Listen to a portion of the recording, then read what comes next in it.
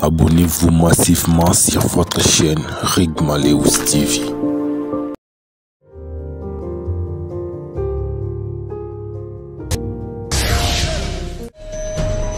Rigmaleus TV, édition spéciale, écho de la gratuité. Gratuité, il faut qu'on sépare yango dans conditions socio-professionnelles et enseignants. Et ce qui enseignant a motivé, ça impacte sur la qualité de l'enseignement, pas la gratuité. Batika gratuité wana maki ya bato afachi na memi na umemamoti na suka.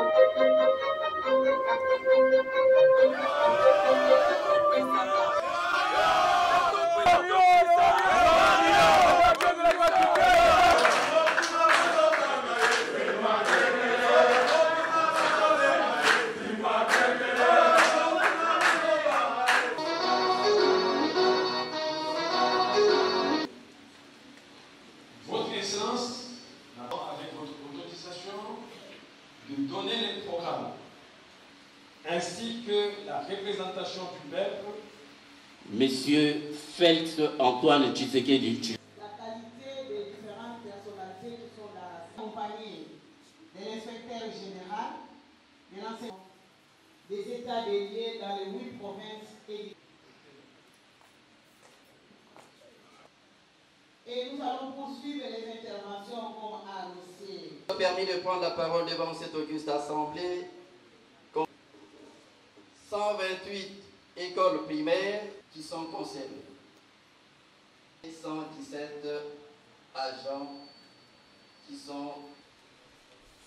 D'une manière générale, la province éducationnelle depuis le 3 n'était pas de préparation réalisée et tous les contrôles faits pour nous aider à mieux nous épargner tous de l'influence dédiée.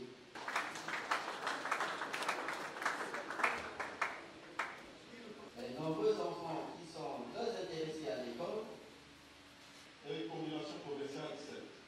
Combinaison provinciale 105 et 7. Côté exploitant pour les syndicalistes en mission de la éducation du domaine. 2135, donc 1464 payés. L'insuffisance des formations, gestion des co-gestions, allais-je dire, non opérationnelles, de la consolidation de la gratuité de l'enseignement. Il y a nécessité de faire parvenir aux... Nous devons noter également la visite régulière des élèves. 3 dons payés, soit 100%. Bureau, je sais, les garçons représentent 10 546, soit 48%. Y compris les bureaux gestionnaires. Vous allez bien remarquer que ces séances nous ont permis, comme sous l'arbre à palabres, de pointer du doigt tout ce qu'il y a eu comme problème et de partager ou d'établir les responsabilités. Et aujourd'hui, j'imagine, à la sortie de ces séances, chacun se sentira responsabilisé, tout le monde fera un examen introspectif, il établira son bilan et essaiera d'établir ce que j'ai exigé, les plans d'action opérationnels, qui sera pour nous un moyen d'évaluer les performances de tout un chacun pour nous permettre d'atteindre, n'est-ce pas, les redressements. Je participe à l'action gouvernementale, mais aussi j'estime, et ça c'est mon combat également, que si on veut citer les secteurs qui auront marché, qui auront été relevés dans notre gouvernement, j'aimerais que mon ministère figure parmi les premiers, et ça, c'est une ambition personnelle. Du point de vue qualité, j'ai entendu parler de la question du relâchement des inspecteurs. L'IG l'a noté également, il faut voir si les inspecteurs ont relâché dans leur travail. Il faut observer si c'est un problème d'âge, la retraite est une solution. Si c'est par manque de dynamisme, il faut passer par la sanction pour permettre à ce que chacun fasse son travail. Et si un inspecteur ne fait pas son travail, je crois qu'il y a beaucoup d'autres qui cherchent à servir l'État. Il faut essayer de les placer pour qu'ils nous accompagnent et mettre les autres de côté, qu'ils attendent la période de léthargie qui viendrait peut-être encore un jour. Les prophètes, on a entendu ici, depuis un moment, je crois que de moins en moins, mais les prophètes doivent arrêter le langage des syndicalistes. Vous n'êtes pas des syndicalistes. Quand on vous accorde la parole, vous passez pour vous plaindre. Vous êtes des gestionnaires et surtout des représentants des ministres en province éducationnelle. Ça veut dire que vous êtes les premiers acteurs à agir pour trouver des solutions à tous les problèmes de l'EPST dans vos juridictions respectives. Avec 50 millions dans la caisse.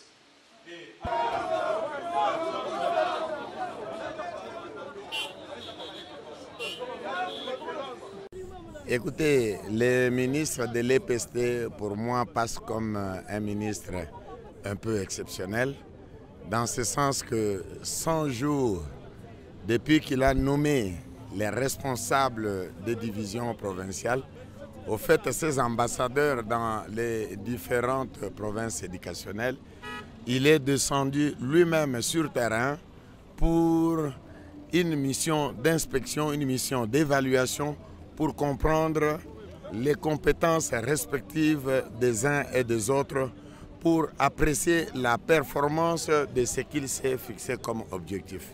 Et les échanges qu'il y a eu avec les différents partenaires ont démontré là où il y a à encourager, là où il y a à refaire et à corriger. Et donc nous disons que c'est un travail exceptionnel dans ce sens qu'aujourd'hui, le ministre de l'EPST veut s'assurer de l'effectivité de la gratuité de l'enseignement. Vraiment, nous avons la grâce. Hein?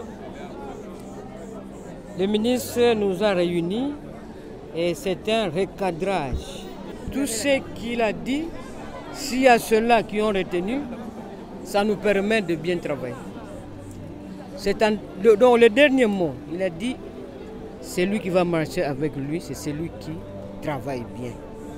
Alors chacun de nous doit s'impliquer pour qu'il soit retenu, coché par le ministre dans le bon travail. D'abord, nous félicitons son Excellence pour l'initiative de faire des visites d'itinérance à travers la République. Et particulièrement pour nous, c'est un honneur.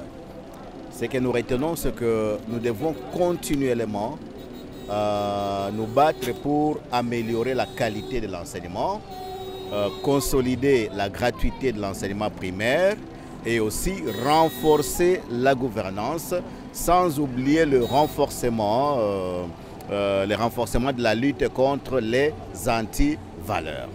Et toutes les autres orientations que son Excellence a données prouvent à suffisance du souci qu'il anime de redresser le sous-secteur de l'EPST.